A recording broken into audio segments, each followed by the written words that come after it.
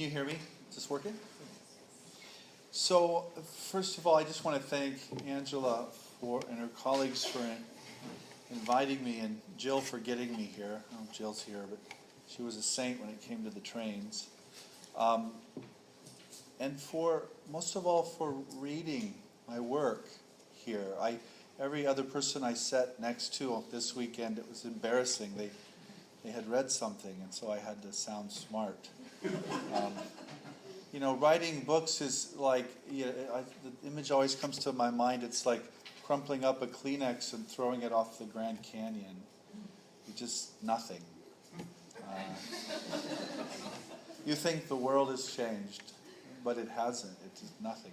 And then you get these echoes, and then you travel and you meet people, and it turns out that it wasn't just a crumpled Kleenex after all. So thank you for that. I do have one minor criticism of the event.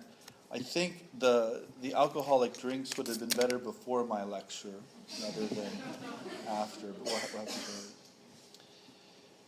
So, before I give the lecture, it's a very formal lecture. I'm an old-fashioned academic in that I believe in formal lectures, and I'm going to deliver that. But I do want to introduce it in a more casual way. I think it's important to talk about the Sitzimleben, or what the Germans call the Sitzimleben, the life situation that produces one's thought, one's pedagogical context. I teach in a secular research university in the U.S. I've actually taught at a number of different institutions, but that's really my home. The institution is heavily STEM-oriented: science, technology, engineering, and medieval studies, as one of my colleagues likes to say. So my conversation partners are people who are not you. They're antagonistic at worst. At best, they're dismissive and uninterested. So I have to find ways to talk about things that catch those folks' attention. I also teach in Texas.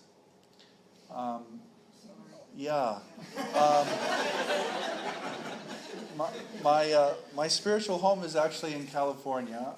I grew up in Nebraska, which is neither California nor Texas. But teaching in Texas, when you teach in Texas, you pray for disenchantment. So I approach religion kind of with this in this cultural context. On the other hand, it's much more rewarding to teach in Texas than it is, say, in New York or California, because the people who come to your classes all feel like they're living in a foxhole.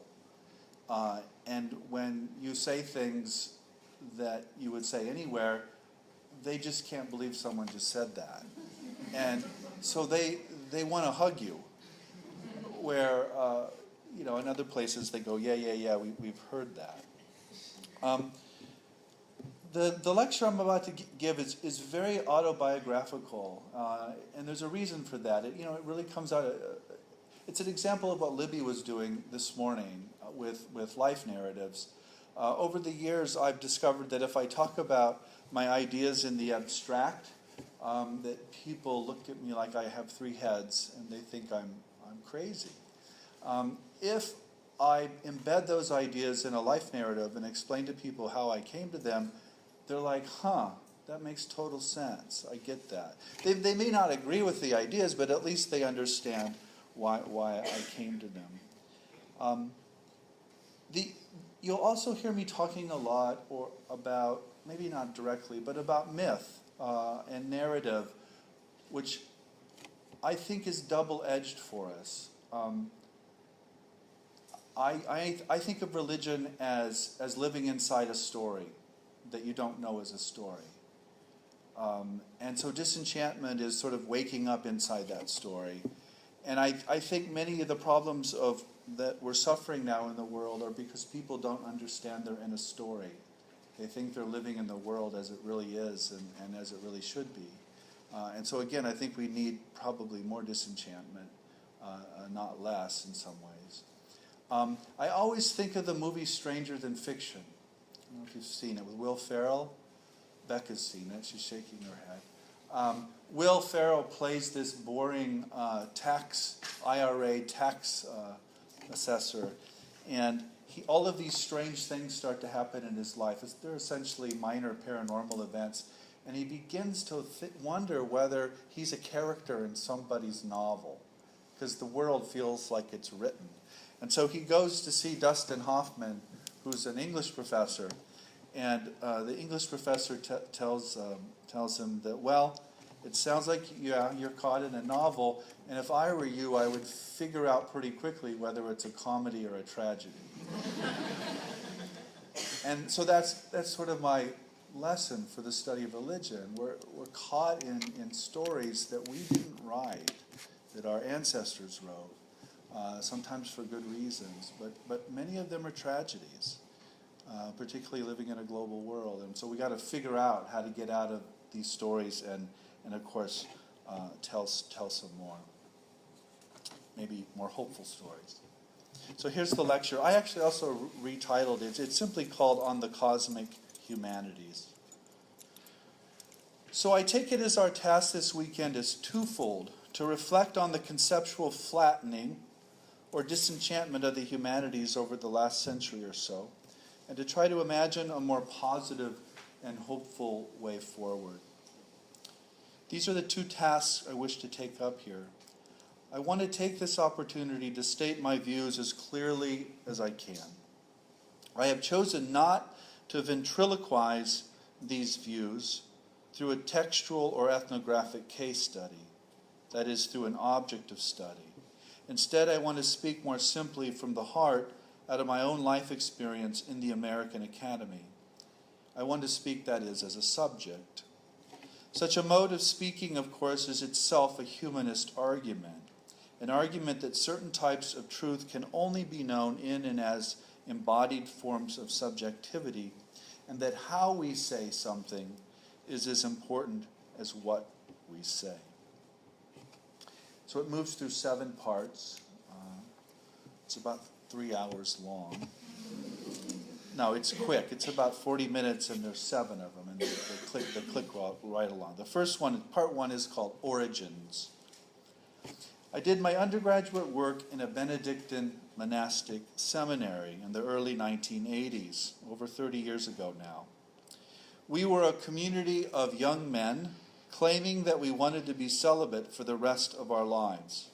A most unusual conclusion, to be sure, and one that called for serious and blunt psychological analysis around human sexuality.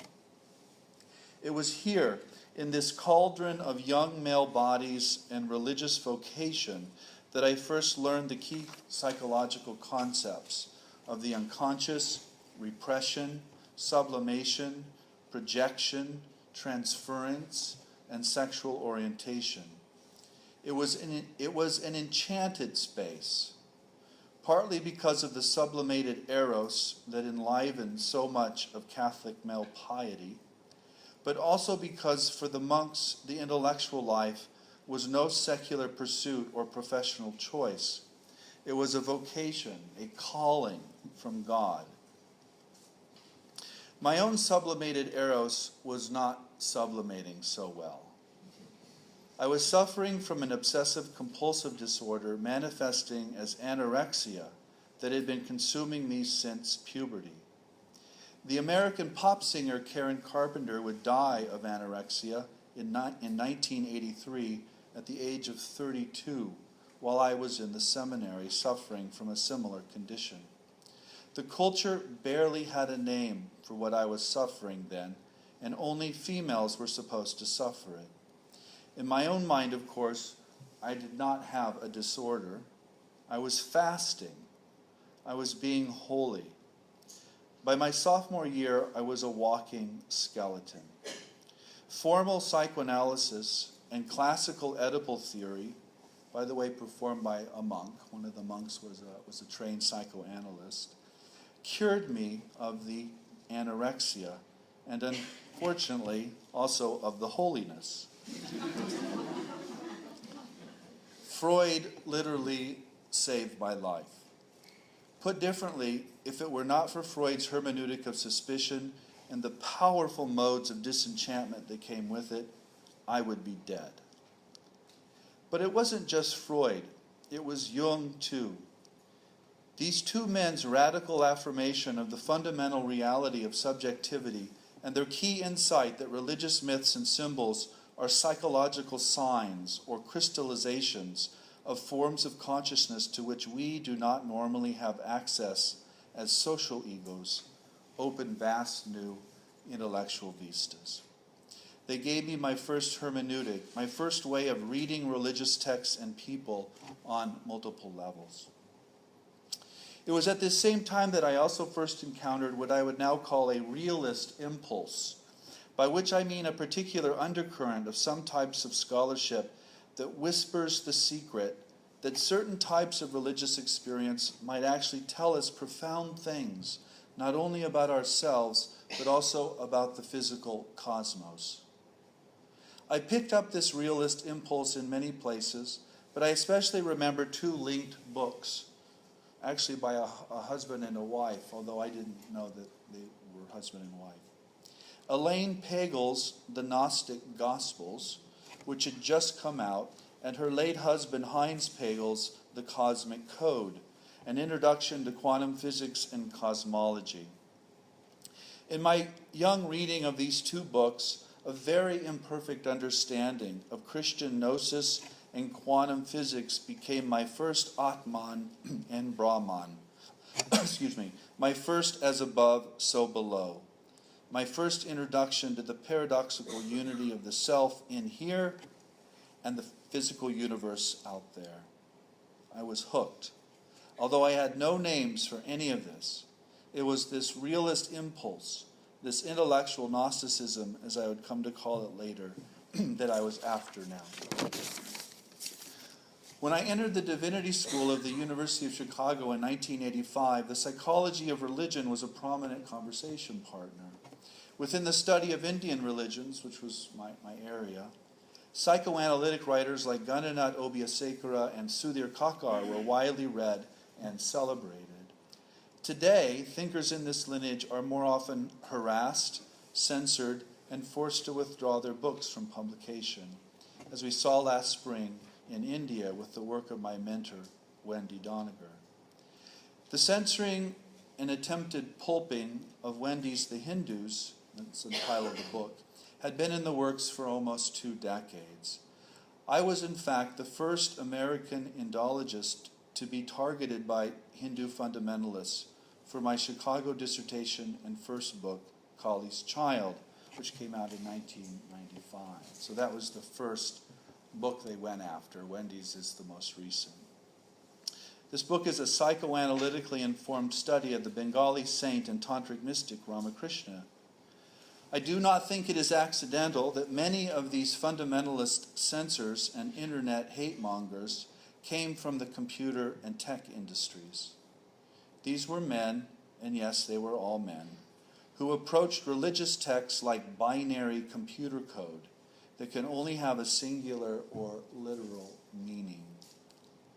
Whereas my work delighted in the both-and paradoxes of erotic mystical experiences that is so fundamental to Indian tantric practice, they fought for the angry god of the either-or. In their computer-conditioned forms of thinking, the saint was either spiritual or sexual. He could not be both. I suffered these hate campaigns for about 7 years, from 1996 until around 2003, before leaving the study of Hinduism. I left not because I thought that there was anything fundamentally wrong with a psychoanalytic approach or my tantric both-and readings, but because the post-colonial and relativist assaults on cross-cultural theorizing and comparison itself were well underway, and I was convinced that I would never be heard in an American academy that was attempting to erase any and all sameness for the one and only truth of total difference. Consciousness was being completely conflated with culture, so I left. Part 2 is called materialism.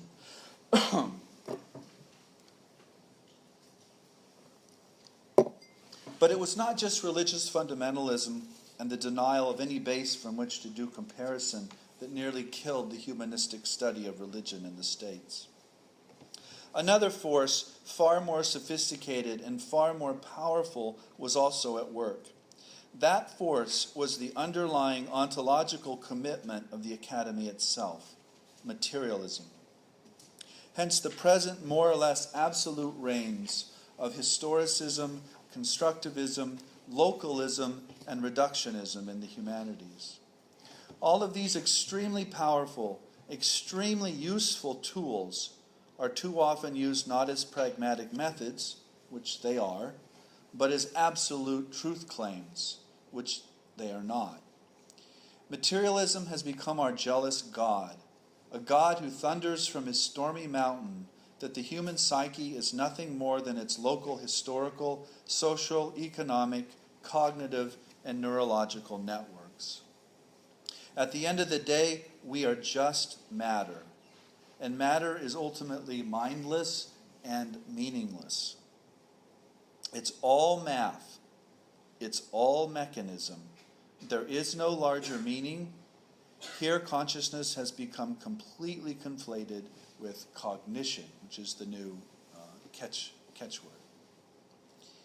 The digital revolution, which constantly mistakes information for knowledge, even as it connects us in more and more dramatic ways, has supercharged this process.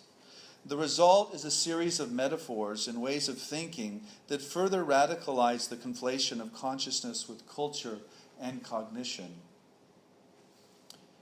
if not the computer itself now. In this view, we are all essentially moist robots, to quote the cartoon series Dilbert.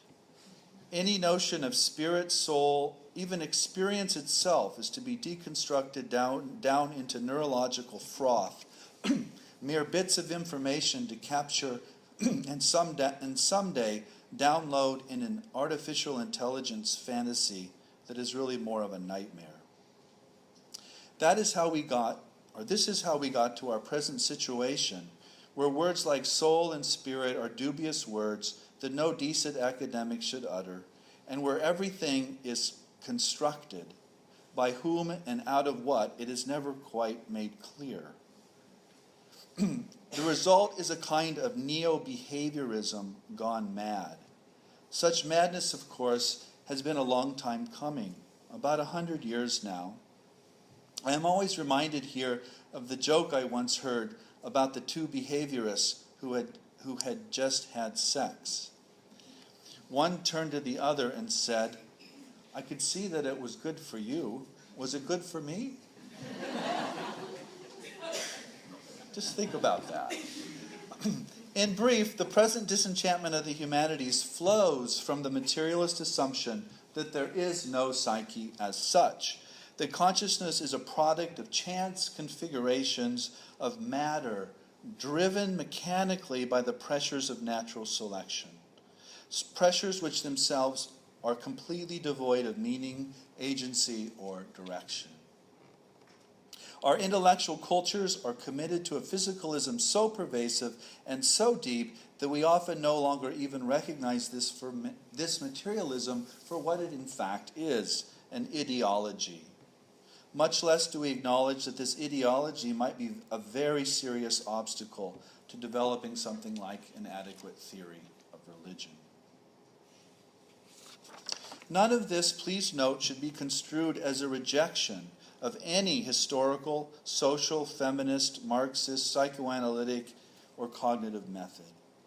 In all due humility, please remember that I was the poster boy for the harassed psychoanalytic indologists for years, and that I was saved in the seminary by disenchantment of a Freudian sort.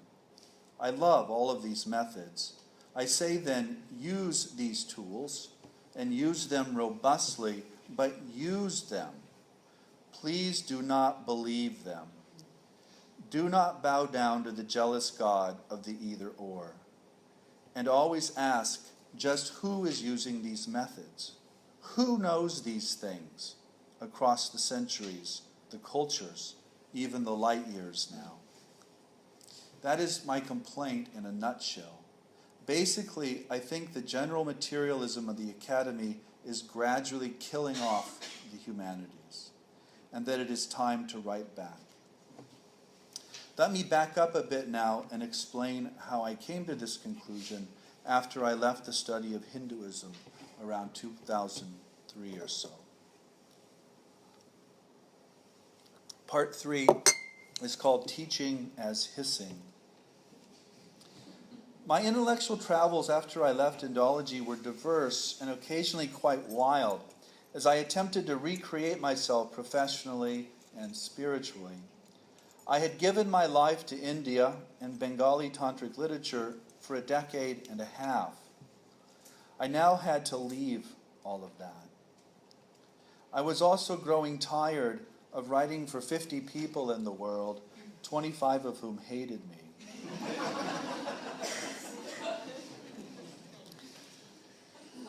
I wrote 2 Blakean books, partly as a means of engaging in this intellectual and spiritual process. Roads of Excess, which was on the mystical experiences of scholars of mysticism, and what Angela's reference to, The Serpent's Gift, which is on the implicit Gnosticisms of the study of religion, and why this study so often is transgressive with respect to the Orthodox traditions.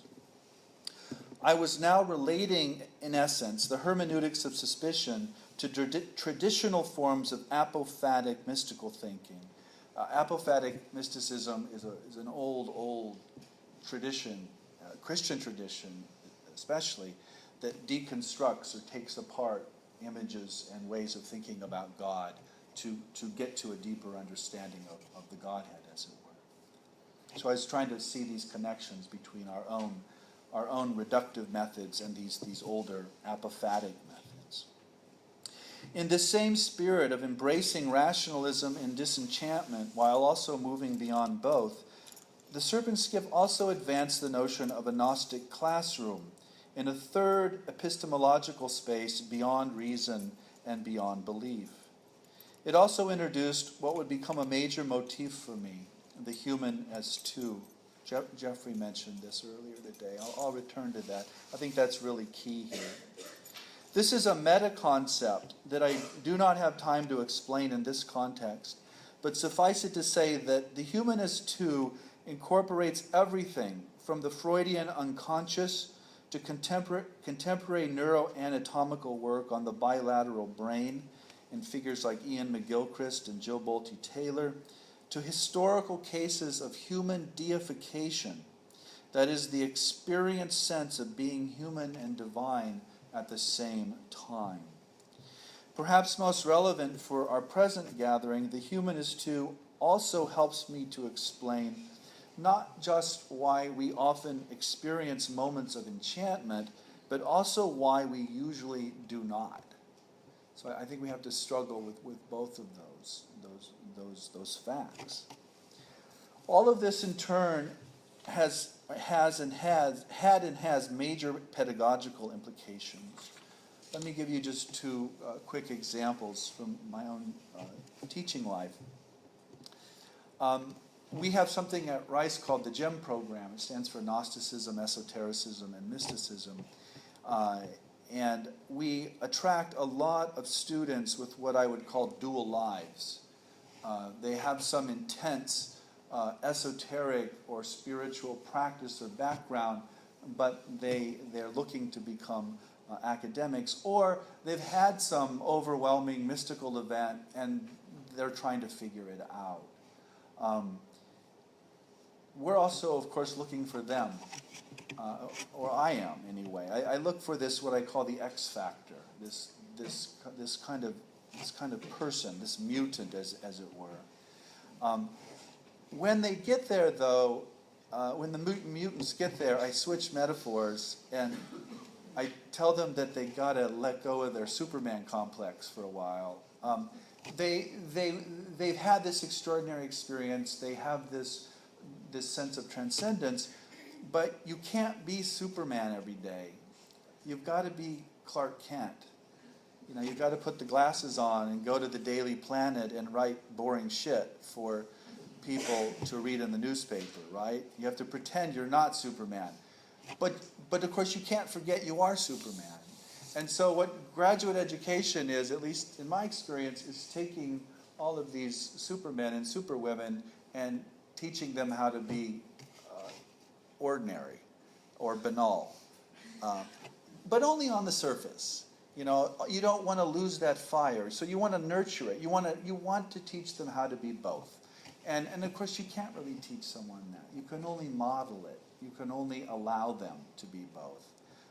But I think it really happens in a particular space. The other example on an undergraduate level, that's a very personal example. Graduate mentoring is one-on-one. It's a bit like adopting children. They never go away, and they take a lot of time, and it's very personal and intimate.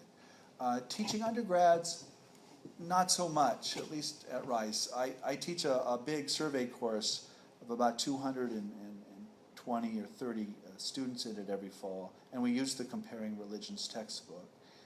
I wrote it for that group, and it's a way to, it creates a kind of Victor Turner initiation structure that helps them go identify whatever their worldview is, take that world apart in some kind of structured way, and then put it back together again before they go home for break. I could talk a lot about that, but that'll take us far afield. But it works in a much more public context. Okay, part 4, the impossible. While I was writing The Serpent's Gift, I was also researching and writing a history of the human potential movement in the counterculture of California and beyond. This latter ethnographic and textual project brought me face to face with individuals who told me stories that I knew could not have possibly happened, which I knew happened. Often these stories tended to involve some traumatic state, a serious illness, a death, a birth, a car accident, a psychedelic assault on the brain that was accompanied by a state of transcendence, and oddly enough, strikingly empirical parapsychological phenomena. Say an accurate telepathic or precognitive cognition of a loved one's death.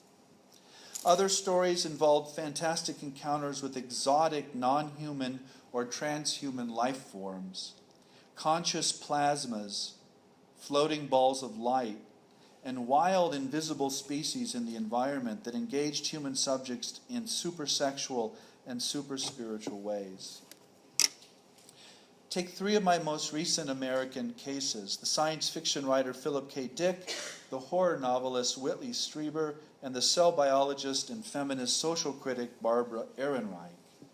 In each case, the author describes a life-changing encounter with what any earlier culture would have recognized as a deity, jinn, demon, or angel.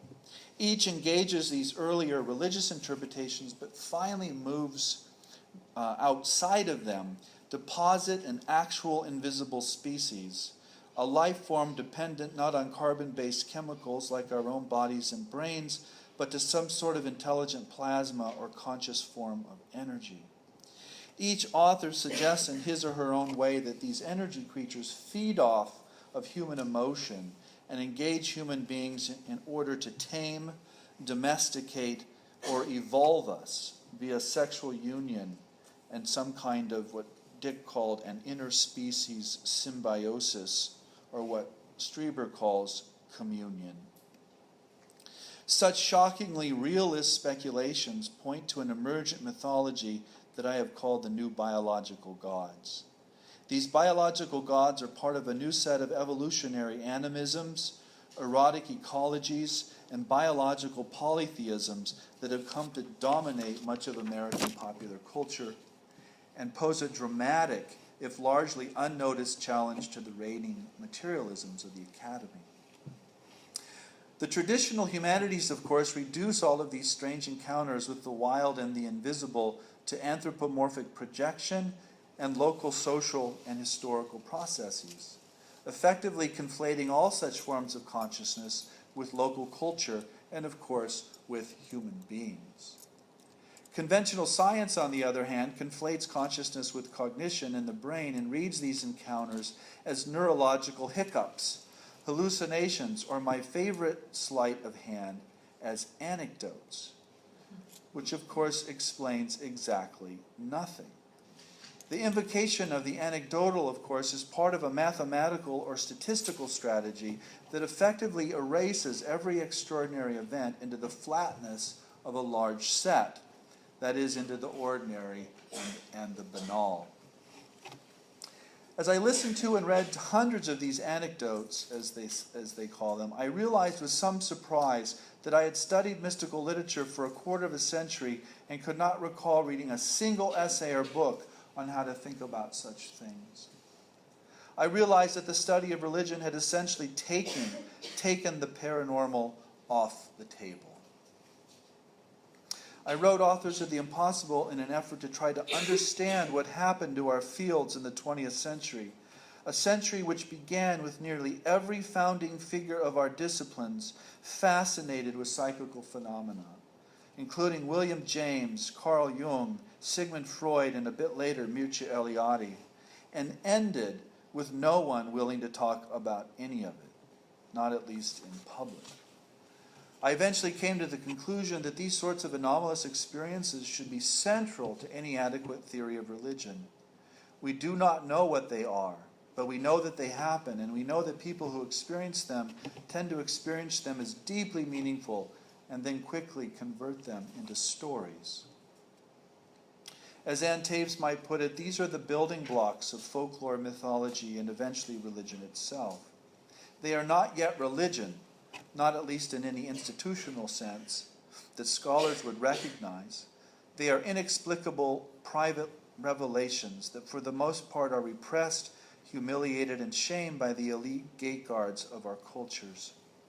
But taken together, remembered, and retold over years, decades, and then centuries, these same impossible experiences tend to build up into basic religious ideas, like the globally distributed belief in a separable soul, the varied beliefs in immortality and reincarnation, the magical powers attributed to shamans and religious prodigies, and so on.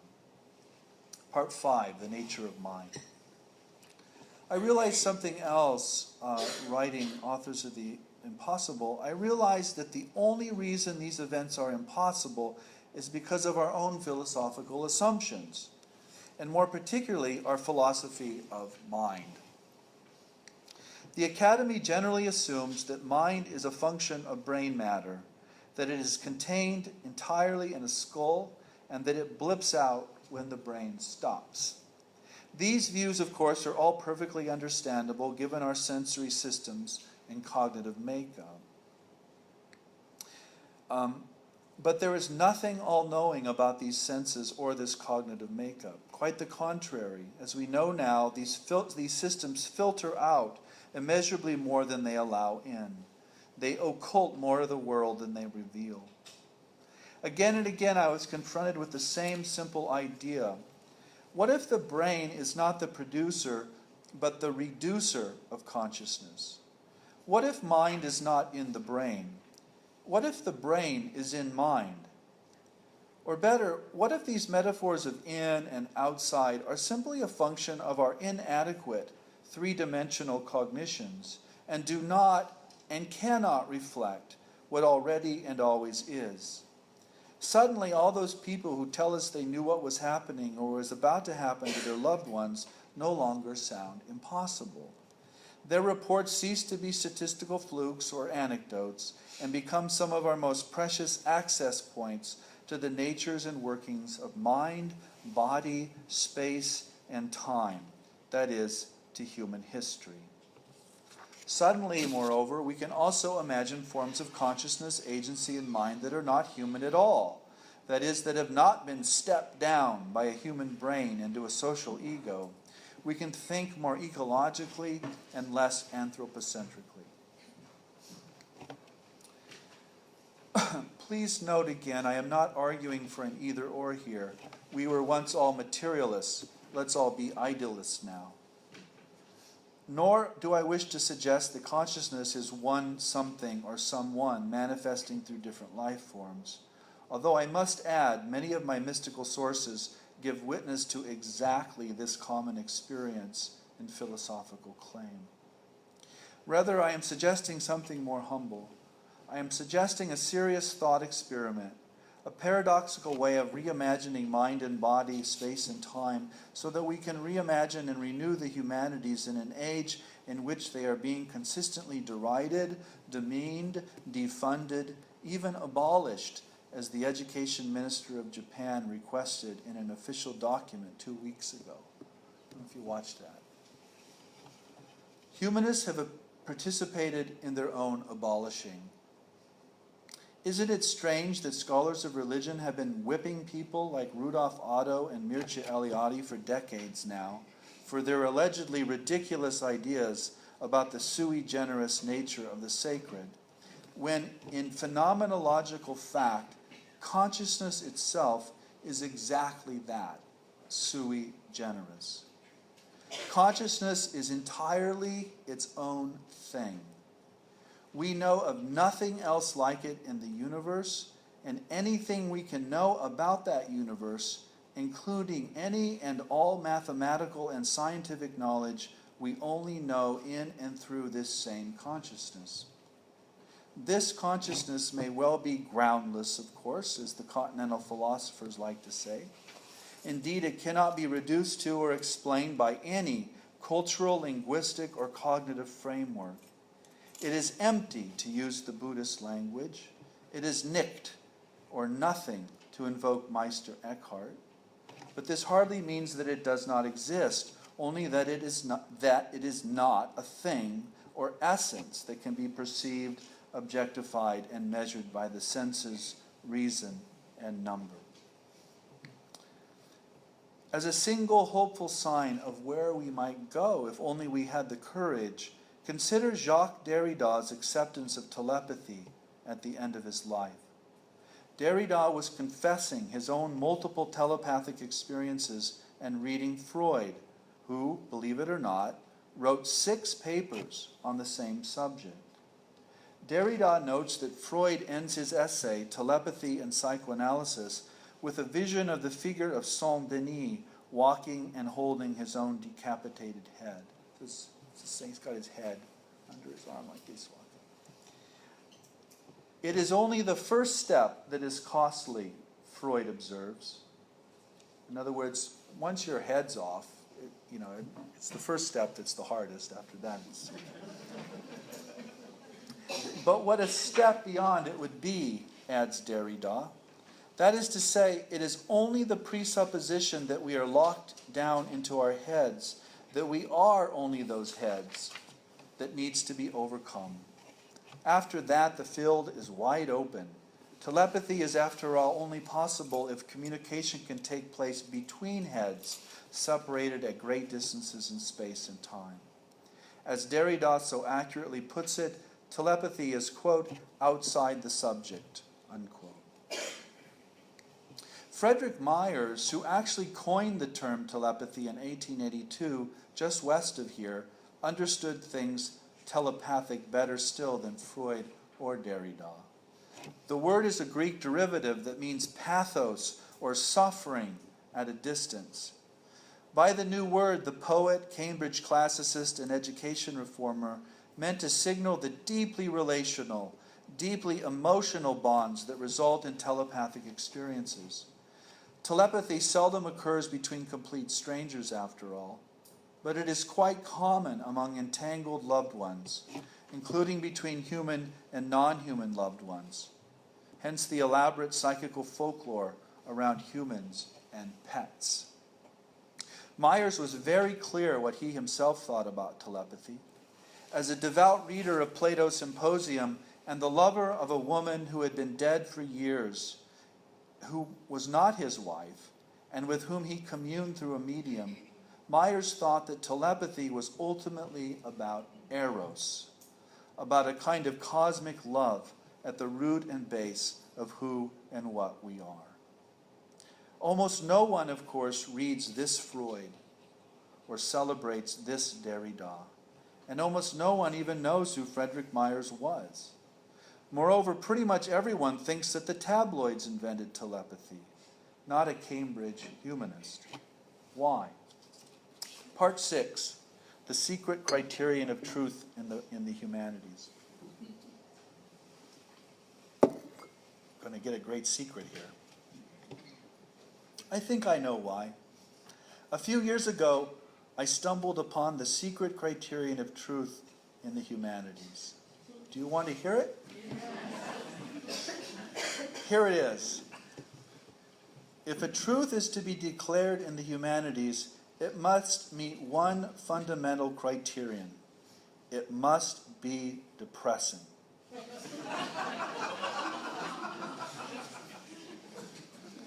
Try it out on your own experience in your own field.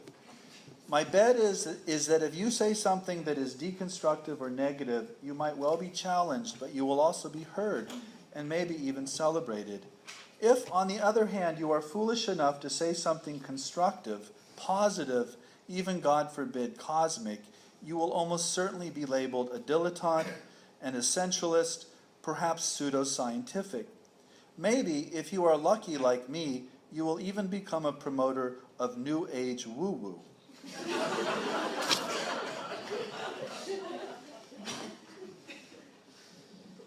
Alas, it is not only the case that we are depressing, we are also boring. Louis Menon offered a most potent and humorous observation a decade ago now. He observed that humanists have surrendered all the big ideas to the physicists, who can say any crazy damn thing they want and get away with it. The physicists go on and on about big bangs, ghost universes, holographic universes, multiple dimensions, entangled telepathic particles, God particles, non-locality, retrocausation, you name it. The crazier, the better, it seems. And us? We allergically avoid all our remarkable stuff. All those religious experiences that strongly suggest that quantum effects do scale up into human experience. All that mystical interconnectedness, all those entangled people who somehow instantly know what is happening to a loved one 1,000 miles away. Instead, we go on and on about how we are all locked into our historical context, how religion is only about power or colonialism or economics or now cognitive modules and evolutionary adaptations, how these stories are all just anecdotal statistical flukes or perceptual delusions. Anything, as long as it is depressing and boring. Part 7, which is also the conclusion. Why do we want to be so small? Why can't we be cosmic like the physicists? Is not our human nature an evolved expression of the cosmos itself? So how could we be anything other than cosmic? Why can't we imagine a new comparativism grounded in a new realist philosophy of mind, one that can entertain the possibility that mind is something more than brain, that consciousness is not just culture, cognition, or computer? Why cannot we take up David Chalmers' suggestion and think of mind as real and as something fundamental to the cosmos itself, like gravity or force? Chalmers is hardly alone.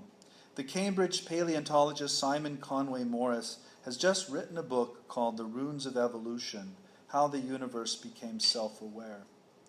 After arguing for 300 double-column pages that consciousness is not unique to humans, that evolutionary convergence is common, and that the evolution of life and mind is likely neither contingent nor random, he ends the book with 5 extraordinary stories involving the religious inspiration of a modern mathematical genius, Ramanujan, 2 apparitions that signaled their otherwise unknown deaths to the visionaries, that is, 2 telepathic experiences, a British RAF pilot time-traveling 4 years into the future on a strange flight, and a case of apparent levitation in a lunatic asylum. In short, the biologist ends his book with what I have called the impossible. His very last lines, moreover, playfully suggest that this may well be where the adventure of evolution is heading, that, quote, the journey has only just begun, unquote. I think Chalmers and Morris are pointing us in the right direction, which I would reframe very generally as the cosmic and evolutionary nature of embodied consciousness or mind, be it human, non-human, or transhuman. What would become of the humanities if we were to take up such a pointing and reimagine the humanities as the study of consciousness coded in culture? What then? With respect to the study of religion, what if we stopped trying to discipline reality into our little depressing materialist boxes, refigured the sacred as consciousness itself, and looked again to extreme, uncanny, impossible experiences as keys to human nature, as mind winking back from the light through the refractions of body, brain, history, culture, and cognition? In what sense would we be studying ourselves? And in what sense would we be studying someone else, the wholly other of our intellectual ancestors? If we were to embrace both this epistemological paradox and this realist impulse, would we not have something crucial to offer the future of knowledge? Here at least, the humanities would no longer be what my Rice colleague Timothy Morton calls, quote, candy sprinkles on the cake of science, unquote. The humanities, now reimagined as the study of a cosmic consciousness coded in human culture, would in fact be the cake. And these new humanities would certainly be re-enchanted. There is an understatement. Indeed, they would be super-enchanted with a form of consciousness conceived not as an emergent ephemeral property of brain matter, but as the fundamental nature of who we are and how we come to know the cosmos. This, of course, would be a new day, the new day of the cosmic humanities. Thank you very much.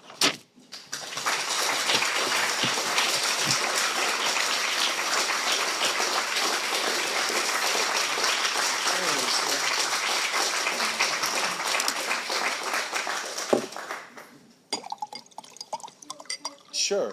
Do you want to answer? Do you want me to call or you call? How's it work? Thanks, Jeffrey. Yeah. Could you speak about the role of Eros in this new paradigm of the humanities? How you see the Eros working in the discovery of knowledge when it's freed from the incarceration of the old stories? You know, Angela and I were talking earlier. All of my early work was actually on eroticism, and looking back on it, I can see that is how that's the way the enchantment worked.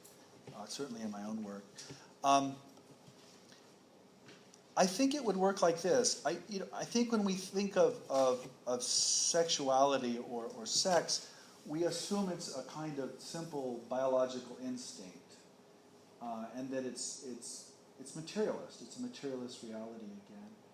We don't connect it to, how the DNA molecules put together or the incredibly elaborate ways that were written with the genes. We tend not to connect it to our experiences of transcendence. We forget that evolution requires a whole lot of sex, right? I mean, that's what drives evolution is sexual reproduction. So I think we could this could easily be eroticized as long as it isn't reductive in the kind of simple Freudian or simple biological sense. It would require looking at Eros in much more Platonic or mystical ways. Yeah, as a form of inspiration. Yeah. I think working with Eros is dangerous though. I mean, I have to say that. And I'm not just saying that. I mean, I left my field because of what I had to say about Eros. You can very well suffer for talking about this. The petty god is still there to kick the beautiful couple out of the garden for having sex, or even talking about it apparently. And it's also a bit dicey working with students, frankly. I mean, you have to be very careful. There has to be very clear boundaries. So it's you're playing with fire when you're talking about eros, if you're doing it right.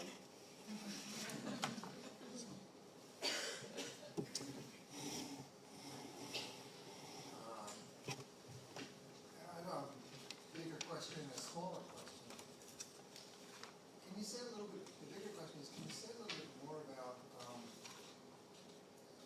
to tread what seems to be a very difficult middle way between the pressures of dominant materialism on the one hand and an increasingly dominant religious fundamentalism on the other hand? Yeah. They share literalism, obviously, but it's just terribly easy to be misunderstood, not in one different way, but in two different ways. Yeah. And my minor question is, you mentioned forms of American, particularly American popular cultures, involving these new mystical, whatever I call them. These evolutionary animisms or Yeah. mysticisms, But yeah. have you considered the possibility that they have been massively influenced by the dominant materialism, and in that sense perverted or polluted or contaminated? Let's be a bit more neutral. Yeah, those are two big questions. I mean, it is a middle space, and you do end up creating a battle on both sides, as it were. I think a lot. I think it was your paper, Pat, the one I read, not the one you gave. You point out that actually fundamentalism and scientific materialism. Oh no, that wasn't. That's something else I was reading. I think scientific materialism and fundamentalism are two sides of the same coin. I think they're creating one another. And I think if, as a culture, we could create a very generous and very large public middle space, those two things would still be there, but they wouldn't be powerful and prominent. I'm working in an American context. I don't. American culture is not as secular, perhaps, as English culture. And what I think Americans are hungry for, I think you have that fundamentalist right, and then you have the really harsh atheist or materialist left. But most people aren't there. Most people are in the middle, and they're very hungry for something that is deeply that is profound, but also smart. And I think that's where I would go with your second question. I do think some of these spiritualities and mysticisms kind of naively fall into a materialism of their own. But I also think, because I'm a historian of religions by training, I try to look at the big picture, as in thousands of years or tens of thousands of years. And one of the things we know is that religious systems have always adapted to whatever the knowledge of the cosmos was at that time.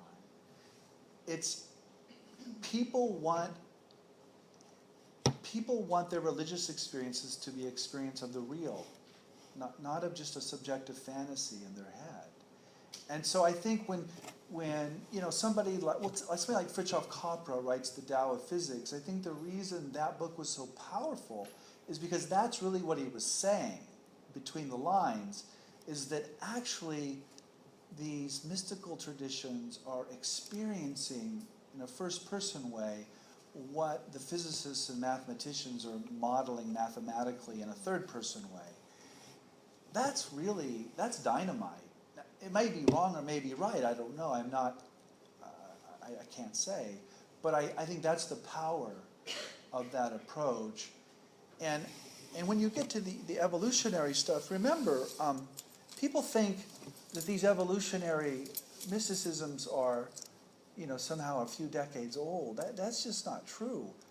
Alfred Russel Wallace was right there, promoting. He was going to seances, and he was essentially a spiritualist. And he thought that human evolution had a spiritual component. So he's the co-founder of evolutionary biology itself, and you can find dozens of figures in the 19th and early 20th century. In my own birth tradition, of course, you have Teilhard de Chardin, who's writing all of this. But it's tough for the traditions because I'll tell you a funny story. You know, I said earlier that evolution requires a lot of sex.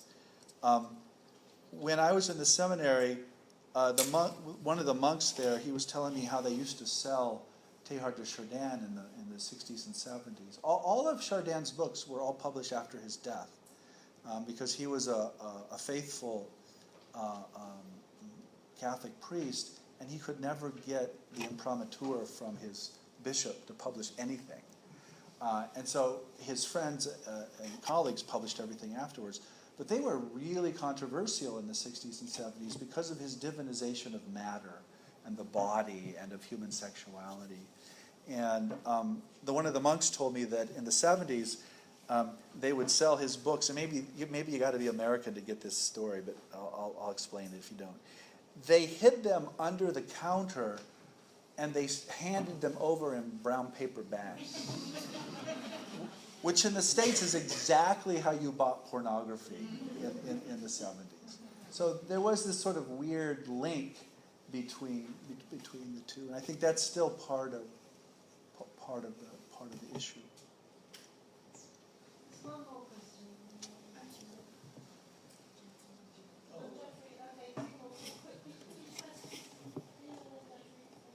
I'll make it quick. Thanks for an excellent talk. I'm curious about how you communicate these ideas in shorthand in conversation. Because over this last 40 minutes or so, you did it beautifully. I struggle in a brief conversation with trying to open the dialogue or be clear, and I'm curious about how you do it. So the primary thing I do, first of all, in casual conversations, sometimes it works, sometimes it doesn't. But this is the pedagogical technique. So people mistakenly think that I know something, that I have some authority because I'm a professor and I teach at blank, blank, blank. We all have that probably, or many of us have that. So I use that to talk about these things in a way that I think other intellectuals can listen to. I think intellectuals in particular won't talk about this stuff because they think it will suck them into the tabloids and they will get embarrassed by it. They're looking for an intelligent way to talk about it.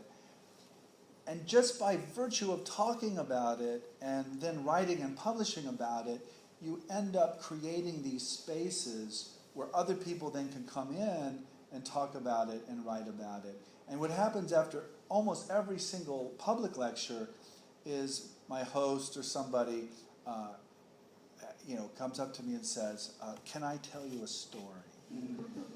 And that's sort of the magical, it's not really a pedagogical moment, it's really a moment of intimacy in which another human being is telling another human being a story that they might not have told anyone. And they'll tell it now because you've opened up a space. And that's part of what I mean by authors of the impossible. We're authorizing the impossible. And if we can authorize it, we can talk about it in a way that it'll no longer be impossible. And then eventually we'll be living in a different culture around these things. Yeah. Thank you, Jeff. Thank you very much for that. That was wholly inspiring. It raises a number of problems and issues that are limit itself to one issue. It's the woo-woo problem. Yeah. Now, I too try to say yes and yes rather than it's this or that. I say yes, it's and. I do all of that. I try all of that in all the areas that I'm interested in and that I teach. Right. Nevertheless, there comes a point to which discrimination and discernment is also required. You see, how do we get to the steps? You gave us a narrative of life history that's absolutely wonderful and it lays it all out for us. And then you took this enormous step to the future that we're all so hopeful. how do we struggle in these materials in this middle ground here and now, Yeah. effectively discriminate? Because there is, in the middle of the work, there's good things, and then it's covered in woo-woo. Yeah. How does one bring discrimination to bear without being negative, destructive, etc.?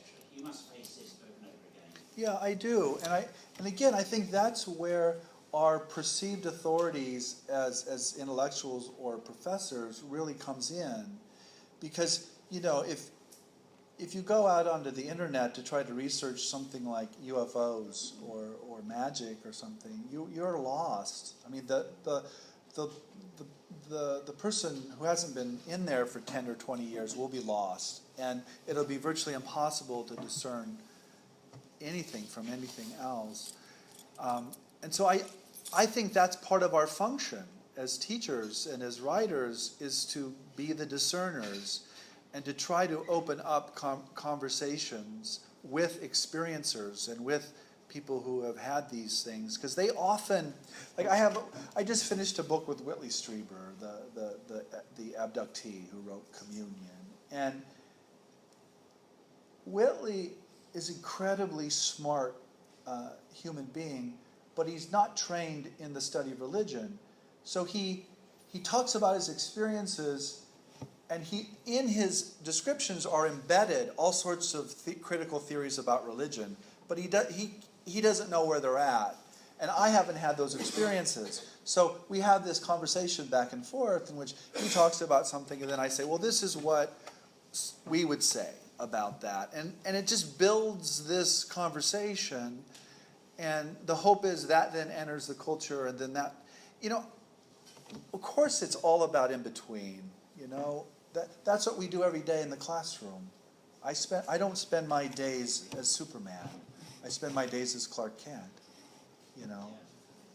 But I recognize the Superman in my students and in my colleagues when it comes out,